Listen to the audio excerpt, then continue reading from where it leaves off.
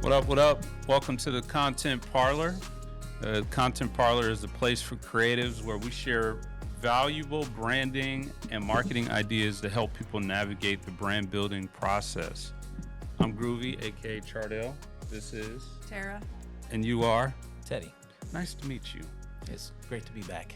And we are the Content Parlor. Let's go ahead and get started today. We want to, first of all, make sure that you go out and follow us on social media. We're on Instagram, LinkedIn, Facebook, TikTok. And of course, to get the full episodes, you want to make sure you follow us on YouTube. That's right, youtube.com/@contentparlor.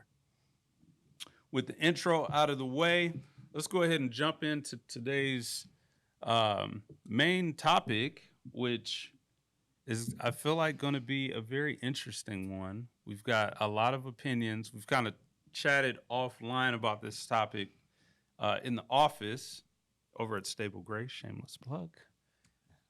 But want to ask you guys a question as we get started today. Or matter of fact, let's back up for a second. How you guys feeling? How has everything been going in the creative world for you guys? Let's start over here. I'm feeling pretty good. It's getting towards the end of the year, so it's just kicking it up a little bit, trying to get everything done and closed out and get started off on the right foot 2024 and close everything out 2023. But everything else is good. Holidays coming up. December's a big month for me. My family. Got 2 birthdays, Christmas, anniversary, so a lot of money flowing out for me. I don't know if that's a good thing. Yeah, I was gonna say, you got 2 birthdays. You're gonna be busy this month just on that alone, because you got Christmas and New Year's mixed in with that. Yeah, birthday this Saturday, little Ted. Okay. Oh, he's gonna be one. And Ella's is on the 12th, and then Christmas and anniversary on the 30th. So that's what's up. Well, good luck to you, Sarah. How are you feeling? Feeling fantastic. Same thing. Finishing up the year, trying to finish it out strong, get ahead on what I gotta get ahead on, and go from there. Excited for what 2024 has to bring. Right. Yeah. You got to start trying to think of what the next number is. Yeah. Oh, 2024. Yeah. Got to start writing that down on my dates. Yeah. Well, cool. Glad to hear it. Same here. The holidays bring all kinds of twists and turns with the scheduling, but working our way through it. So today we are talking about spaces for creativity, and specifically when we look at where we come from, Omaha, Nebraska, we just want to explore that topic a little bit. So we've lived here our entire lives. Some of us have traveled, got the opportunity to work in other places. So we just want to throw the question out.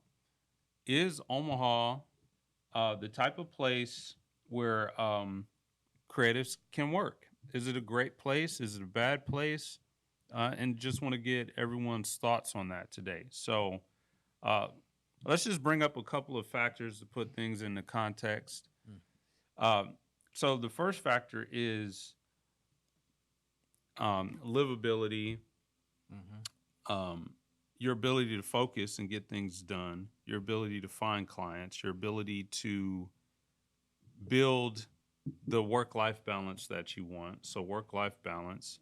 And then I think also just the spaces in which you're able to work, right?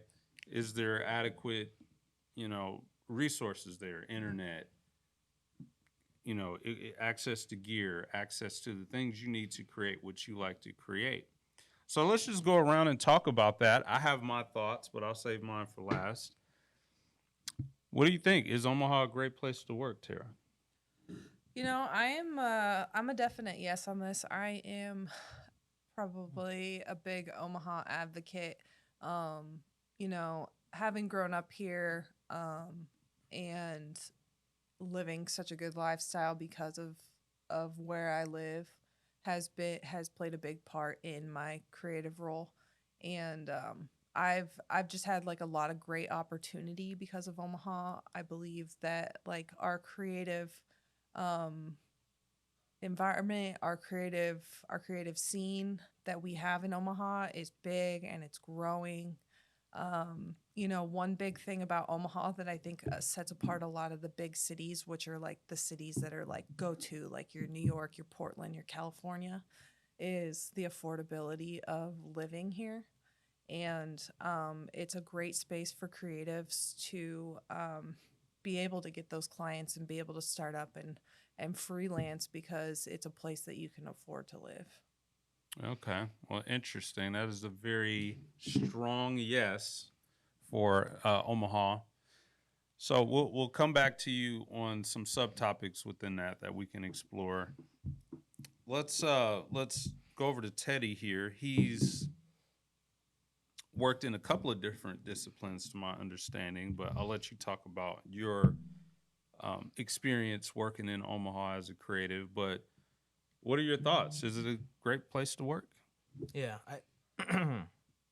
yeah, from my perspective, I would have to agree. I think Omaha is a good place for creatives to work. Just with my experience, it might not Omaha might not pop up for a lot of people, but to my surprise, it is on some lists, and we'll talk about that later. But um, in my experience, I think it is. I think there's a great community, especially when I think about my experience and when I first started off. Like, okay, because I started off as a freelancer, you know, and the, the entry point.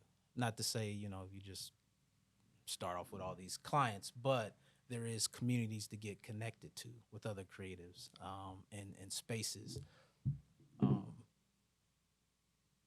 just to name some of them, like, why my phone keep doing that? It keeps doing the voice to notes. So it's like picking up all your voices. So you have like Creative Mornings. That was like a resource, a place that you could go, that I had found out about, through Ridiculous. But you have Culture House, you have the Union, Fabric Lab, BFF, Hot Shops, stuff like Omaha Film Festival, newer things like the Art Plug, um, and numerous other organizations that help to cultivate that. Mm-hmm. Yeah, so I just think about those different communities, and then when you go to those spaces, it reminds you that there is like all these different types of creatives, because now you're in a room with them. You're like, wow, I just didn't know Mm-hmm. Omaha had all that. And the other thing is that um, all organizations and businesses need creatives. Mm-hmm. So I feel like there's just a lot of opportunity, right, to be able to, get your message out, your product, your service. You need to work with creatives in order to do that. Sure. So yeah. Well, interesting. I think a follow up question could be asked about this topic, which is, why do you think that Omaha is a great place to work? Since both of you said it is a great place to work, do you think that this happened out of just the chemistry and the natural inclination we have in Omaha to be creatives, or do you think that it was out of some other reason that this creative scene has kind of formed? I think it has a lot to do where Omaha is at as a city, and it's been in that kind of that transition for a lot of years now, where it's making that transition to a larger city. Mm-hmm. And when that starts to happen, other investments start to happen, right? Because when people go to places and tour places, people are attracted to where the arts and the creative scene is at, the music. And so then cities naturally are going to invest in those things and find out ways to be able to cultivate, their own unique culture Yeah. and art and music scene, like what's unique to your place, your city. And the only way to do that is to invest in your own local and creatives. And we've seen some of that, right? We've seen the Benson Creative District kind of pop up. I remember, some years ago, showing my age a little bit, but it was really dead in terms of the synergy that was happening. And now there's like a brand that is popping up. You've got BFF, Benson First Fridays. You've got some of these other entities that really are focusing on celebrating the arts inside of Benson.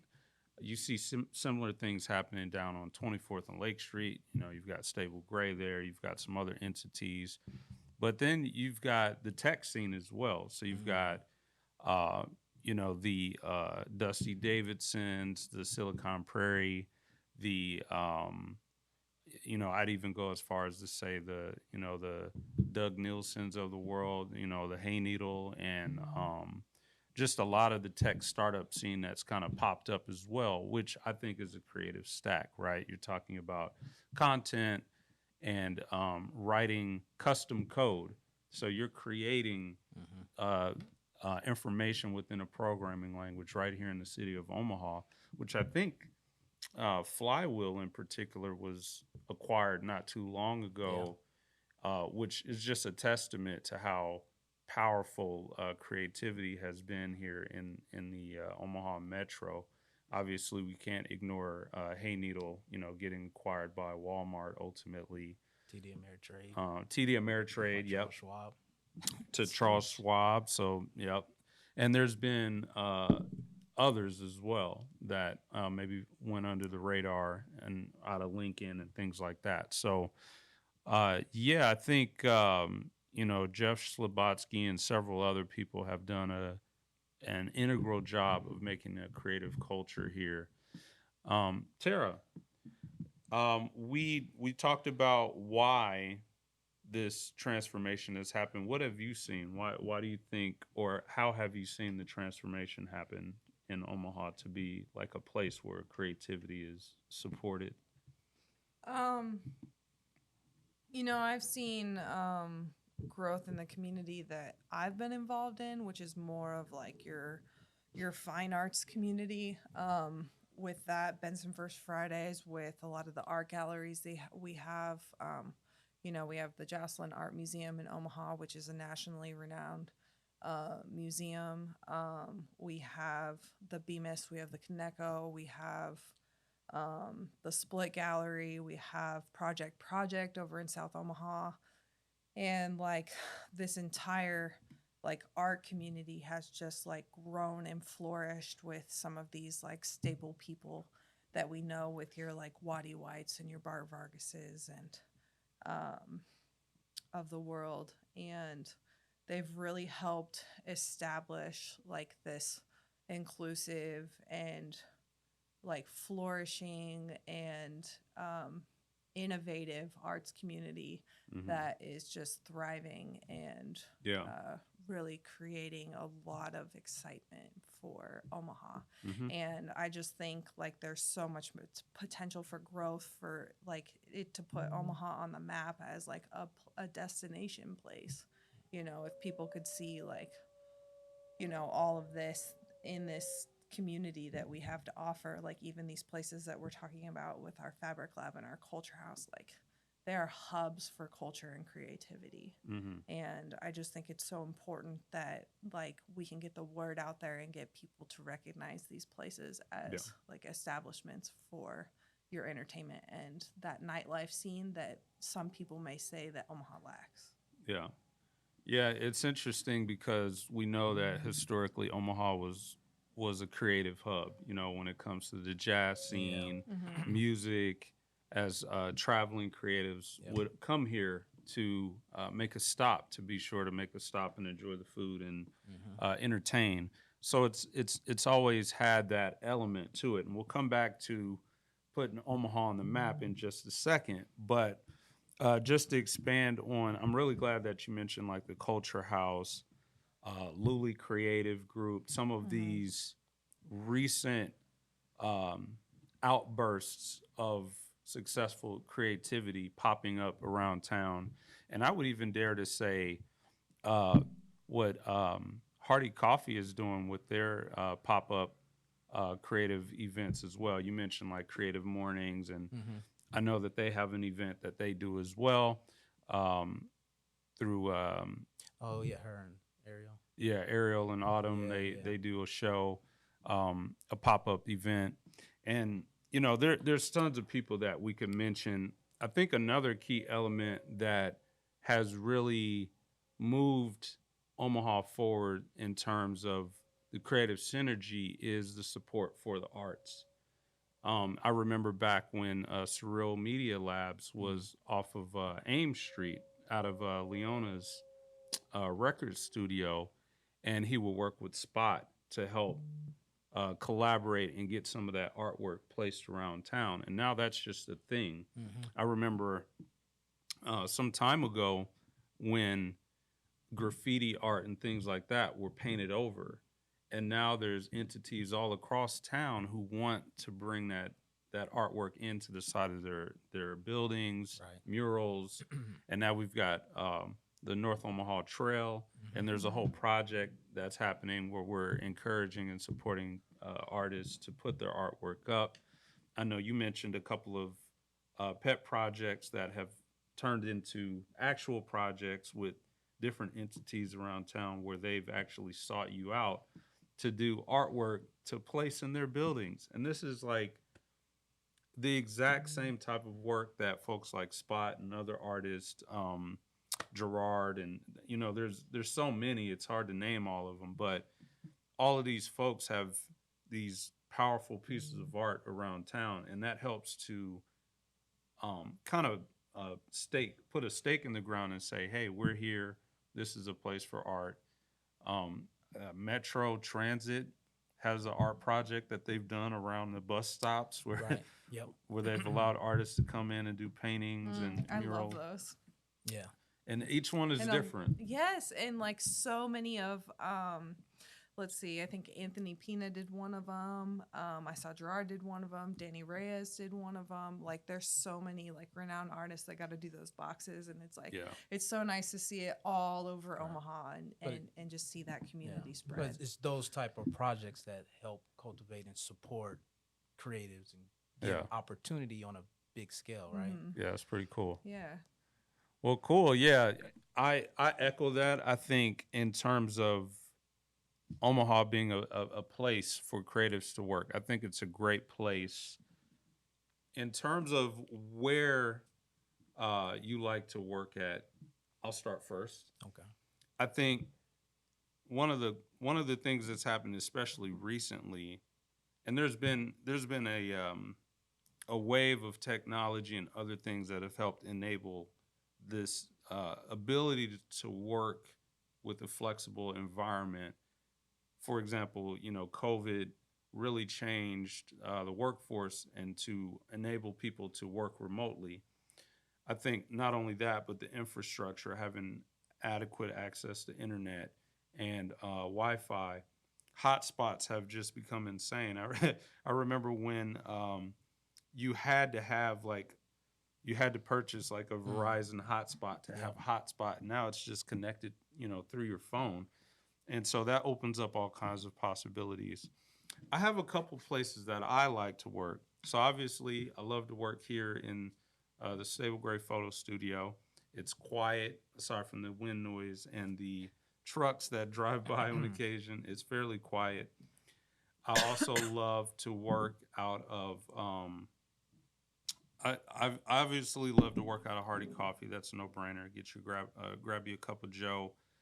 We're agnostic. We don't have a side. I love to work out of Scooter's Coffee as well. 30th and Lake Street is my favorite location because they have a conference room in there that you can reserve, and it's almost like working in a private office space. The network spot I have not tried out, but aesthetically, I would love to try working out at the network spot down on 24th and Lake Street. But one of my favorite places to work is downtown, technically, right off of Cumming Street on the way to the airport. There's a small park that is connected more or less to the what's it called? I'm thinking it's not Gavilan. What's the research one? Oh, Gallup. yeah, Gallup. there you go. It's very close to the Gallup building. I forget the name of the park, but it's like I think I think I know what she's talking about. It was by that food truck we went to. that's more in downtown. This is like on the way to the airport, but it's close to that. But anyway, I love to just get out there early in the season before all the bird poop and everything. And you've got this lake in front of you. You've got a view of the pedestrian bridge. You've got a view of downtown as your backdrop, and some great overhead coverage from the sun. And you can work 6 or more hours down there and never have like the sun burning your laptop or whatever. It's a great place. I love to go. It's super quiet kept in terms of foot traffic and things like that. I feel like I should look up the name of that park because Yeah, look it up. but while I'm doing that, how about yourself? Where do you like to work? The comfort of my own home is always a nice one. When I can get work days Nice. there. You got a pretty what kind of setup you got? Well, I have an office in my it's like an attic area, so like all the walls are white, which I like because it just feels clean and airy. And I have like a big desk with like extra screens set up, and so like I have like a whole tech setup upstairs that's like, my nice little corner, and I got a window here and a window here, so it's comfortable. But there was one place that we don't have anymore that I used to love to work at, which was like such a cool place for me, which was Caffeine Dreams. Okay, I remember Caffeine that. Dreams. Yes. That was on my list. And that was an art hub. They'd put art up from artists all over. Yeah. I used to even buy some of the art off the walls there yeah? when I'd hang out and I'd be staring at it all the time. So, and then they had that like deck out back that felt like a tree fort that you're in. And She really misses this place. oh, I miss that place so Yeah, much. it's very, It was such a cool place. I work there a lot. I do the Hardy Coffee because I live in Benson, so all I have to do is walk up into Benson. Edge of the Universe, which is that new coffee Benson. shop / bar / hangout place that they. yeah, I've seen it, just I've never been inside of it. Well, what's so cool about it is that they design like themes periodically, and so like I think the last time I was in there, they had like what would you call that theme? It was like Alphonse Mucha type women painted on the wall, and Very eclectic. yeah, very, very like artsy. Definitely fits in with the scene in Benson. That's a cool place to work at. And then we have a new library downtown across from Sozo's coffee shop, which Sozo's is also a great place to work. I was wondering when you were going to mention Sozo's. I go to Sozo's a lot. They have those private rooms you can get with couches in them. And so, like, I'll have meetings in there with people. Yeah. And then you just have that regular hangout space. And they have a conference room and pool tables. And, like, there's just so many good places to work in Omaha. Yeah. Yeah, I agree.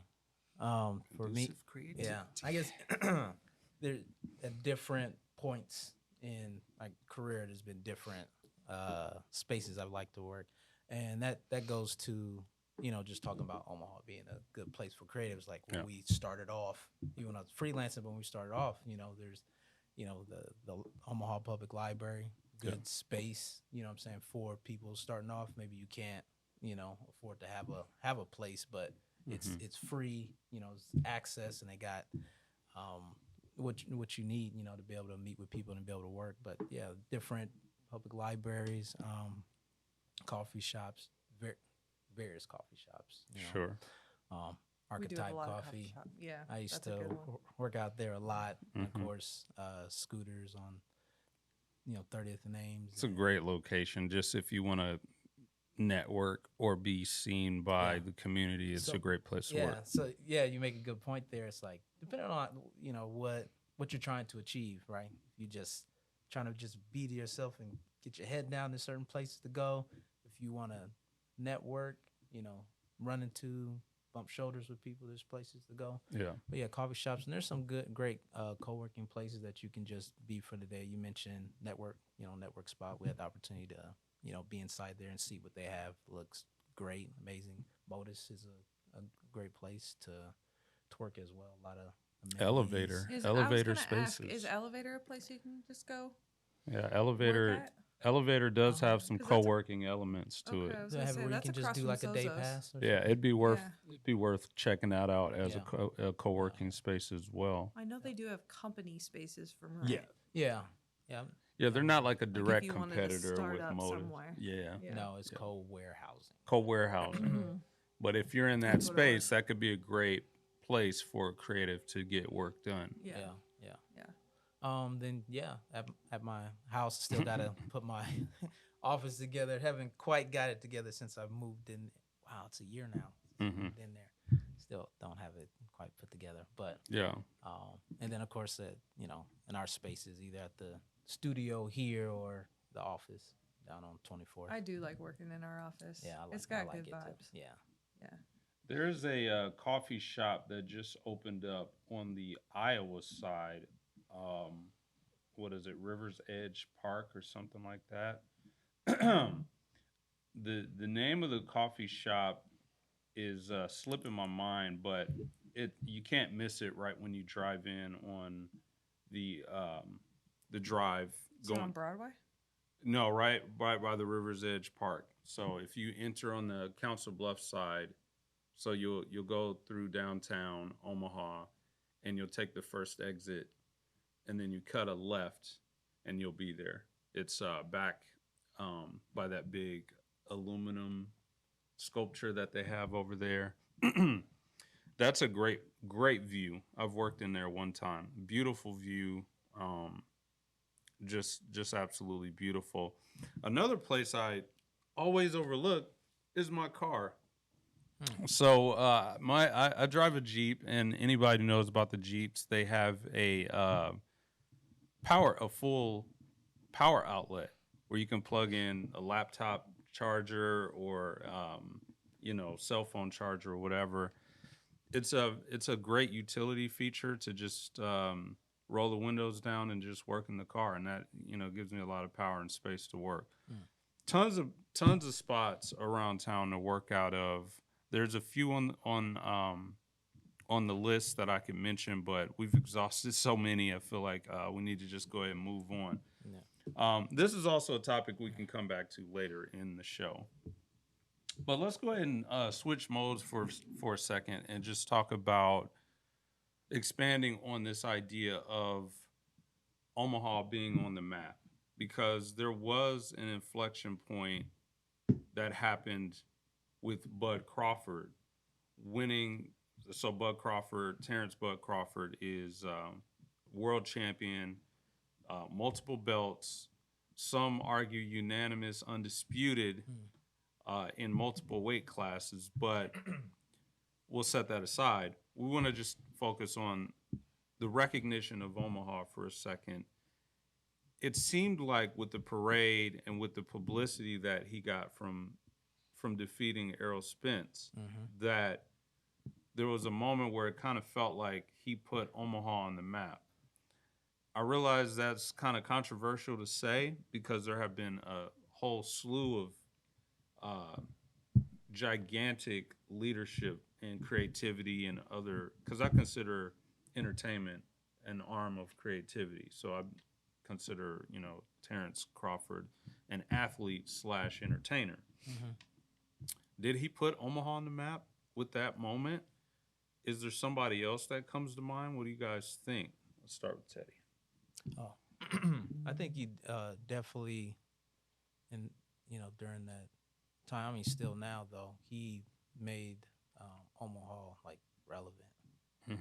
You know what I'm saying? Relevant again, because I do think Omaha has a rich history of different, athletes and entertainers and business women and men that have brought a lot of attention to Omaha. But that was exciting, man. It's like all eyes was on Omaha, Nebraska. Yeah, it was a big moment. And really, because of his pride from where he's from, right? He has so much pride for Omaha, Nebraska. Yeah, and you so can you just can see feel it. it and people can see it, so that makes them more curious. And he just did some things that hadn't been done, right? Eminem walking out. Yeah, it's Yeah. insane. He hadn't That was he so hadn't cool. done that for anyone. Mhm. Like so, Ever. so it was a big deal, and just something for particularly like North Omaha to be able to put their heads up and smile and be like, yeah, that's from here. This is where we're from. Because sometimes you do get a lot of just people, not liking, Omaha, want to move and things like that. But, people were proud to be from here because of what he was able to do. But, some of the other folks that do come to mind, I live right off of Cathy Hughes Boulevard. Mhm. Like Cathy Hughes and Johnny Rodgers, Bob Gibson, Gail Sayers, Ahman Green, just all these different Yeah. people. And then of course, Warren Buffett, Yeah. Charlie Munger. But there's something to be said about having the mayor throw you a parade. So let's just be clear. Not many people have gotten the mayor to throw a city I'm parade. trying to think, has there been any other? I don't think that's ever happened. No. I think maybe Preston Love, or maybe when he got the keys to the city, but I don't even think he got a parade. Yeah. Interesting. So you think that idea has legs, that he made Omaha relevant again? I think so. When we can say, all of Omaha, Mhm. right? All of Omaha, all parts of Omaha. Because particularly he draws attention to North Omaha. Yeah. You know what I'm saying? And there's several factors, right? Like you've got a lot of things over the years that have been like moments in history that definitely drew attention to Omaha. For example, the College World Series is a Yeah. major attention draw. Mm-hmm. The Berkshire Hathaway shareholder events happens right here in Omaha every year, usually around late April, May, early May. And that draws people from all over the world. Now, is it drawing that mass of people's attention? I don't know. But definitely high-profile people are aware of Omaha and its offerings as a result of Berkshire Hathaway shareholder events. And I think there are several other things as well that really make Omaha notable. A lot of people forget that the Godfather's Pizza, one of the founder of Godfather's Pizza, I believe had a home in the Regency area back in the day. So that's another interesting person that helped establish Omaha. Malcolm X. We can't forget Malcolm X. Yeah. And this being his birthplace. big one.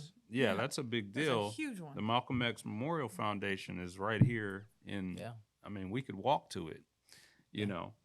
So there are a lot of things that we could point to, but I want to get Tara in on this. She's got her finger on the trackpad, so I think there might be some notes or something coming here. But what are your thoughts? Did Crawford pull it off? Did he put Omaha on the map, or do you have something else to say? Well, my thoughts is Crawford has been putting Omaha on the map. He has fought 1, 2, 3, 4, 5, maybe 6 fights in Omaha at the CHI Center over the last, let's see, when did it start? I think it was like 2017 or 2018. Sure. No, wait. 2014. Yeah, he's been. There's some overlap. Intentionally bringing fights here, like want to. There was some overlap with Crawford and let's not forget Houston Alexander, the assassin in Kimbo Slice and some of the big box office fights that Houston has fought. Was that the moment?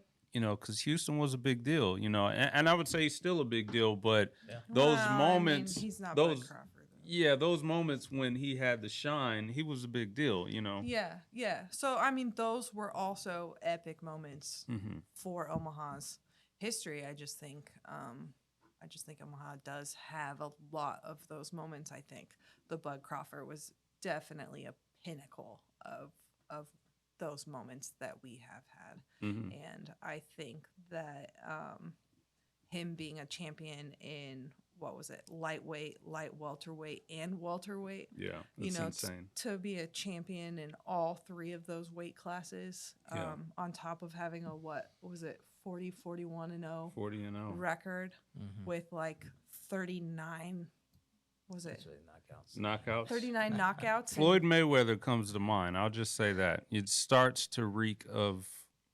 Is he going to pass up Floyd Mayweather? Is he going to go 51 and 0 or some crazy number? That would be so cool. That Like, would be pretty cool. hey, like let's get you back in some fights, 'cause I'm ready to watch another boxing match. You know what And I how mean? long can he keep this going? He's in his 30s. It's insane. Yeah, was he like 36 or something like that? Man. Insane. Yeah. But I didn't mean to interrupt you. No, it's all good. I'm here to have a conversation. So, no, I just think that that it's gonna continue in that direction for him. Like, I think he's gonna continue to be a champion. I think it's such a huge deal for North Omaha to have this type of person come out of it and rep North Omaha, like Teddy was saying, and really like give them what they deserve. Mhm. You know, that attention, that focus. You know, North Omaha is a great place to be. I've gotten so much out of it living here and being a part of the community and getting the opportunity to work in North Omaha and just like be a part of the culture that is growing and that it has. I think it's hard to overlook Lincoln as well as when it relates to the recognition that Omaha has gotten, just with the Huskers, the Nebraska Corn Huskers, and we've got active players in the NFL that came out of that program. So you've got Ndamukong Suh, right, who's a product of the Huskers. I mean, if I'm wrong, you know, correct me, but I thought he played and tackled quite a few people. No, yeah. On the he Huskers. played for Nebraska. Yeah. There's For sure. another guy from the Cornhuskers that's playing right now, Tanner Hudson, right? Mm-hmm. Yep. There's a lot, I think a lot of defensive presence from the Huskers. Yeah. Ends up, you know, kind of trickling into the NFL. Yeah. I know, you know, going back a little ways, you've got, you know, Titus Adams, who is a product of North Omaha, who ended up playing, and now him and his wife have gone on to do some things. Don't want to take credit away from her, but them collectively definitely are doing some things that make you raise your eyebrows and say, oh, okay. You know, with the Blair Freeman group. And I know they've got other ventures and things that they're doing that help to cultivate that recognition here as well. Yeah. So there's a ton of people. We couldn't cover all of them in hang a on. single episode, but Tara has something to say about that. Because we can't only talk about Cornhusker football when we're talking about the Cornhuskers. We have to talk about their volleyball team, Okay. who is number one, who is, now they've had a few games in the Sweet 16 tournament since I watched their last game, Mm-hmm. but went 28-0 before they lost to Wisconsin last week. Mm-hmm. Phenomenal volleyball. It's a team of freshmen, Mm-hmm. right? And like these ladies are only going to get better. Like Nebraska is a volleyball state. Okay. Yeah. You Well, know? okay, if we're gonna keep on the theme of sports, I mean, then you got to talk about the Blue Jays over the For sure. past years and just their, you know, I mean, right now they're what they're in the top 20. Oh yeah, they've been They started relevant. off, what, like number 7? or 8? McDermott he's done something there, you know, and I think, you know, obviously his, you know, Doug's still playing in the NBA. Last time I checked, he was still putting down buckets. So he's done something not only with the Sun but with the program there, and put people in a position to be drafted to the NBA. And then, you know, you can't forget the Josh Joneses of the world, the Josh Stotzlers. I mean, these are starting point guards Kyle for the Korver. Kyle Korver, who I think just recently retired, all Creighton products. And you just look, I mean, these are some of the most efficient NBA scores that we've seen. You know, Kyle Korver, McDermott. Didn't we make it to the top 8 last year too, in the tournament? The Blue Jays. Yeah. Yeah, they. I don't know about the top 8. Were they in the Sweet 16? They almost For made sure, the Sweet 16. Yeah. I could have sworn. Yeah, Maybe I'm wrong. But yeah, they've bbeen relevant is the point. You know, they've been tournament worthy for a long time.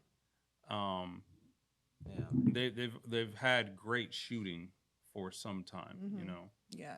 So if you haven't been to a Huskers or a Blue Jays game in Omaha, Nebraska, you are missing out. We got some great sports. Aside from that, I do think that the folks out there who are watching will have something to say about this. Maybe you have a particular celebrity, influencer who we did not mention, who you think is the reason that Omaha was put on the map. We've mentioned Cathy Hughes. We've mentioned Gabrielle Union.